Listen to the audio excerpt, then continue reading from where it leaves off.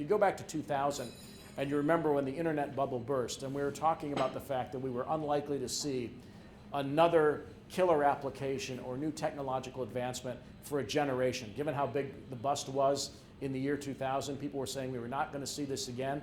2005 was the iPod, followed by the iPad, followed by the iPhone, which is now only 11 years old, but has had a profound impact, not just on the way we work and way we live, but also the way we communicate, the number of applications that have been created that go on top of the phone. It's been said that the iPhone itself is millions of times stronger than the computer that landed Apollo 11 on the moon, which is a fascinating statistic. And you know that because this is the 50th year in which we've now celebrated the anniversary of faking the moon landing in 1969.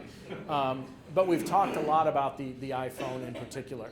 And you look at the fact that you can now use it for directional assistance when you're driving, navigational assistance, the fact that there are so many different applications on there. A friend of mine who has AFib was actually warned effectively by his Apple Watch that his heartbeat was going crazy from 168 to 178.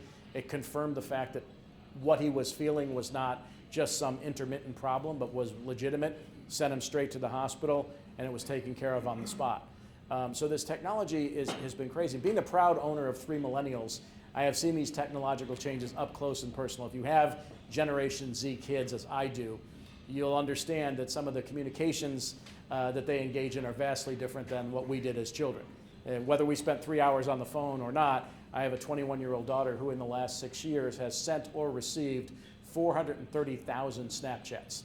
That's roughly 175 per day. Same facial expressions in each one. Tongue out to the left, tongue out to the right. I don't know. When I was growing up, sticking your tongue out was not exactly the most polite thing to do. Now it's a form of greeting among our children that I don't fully understand.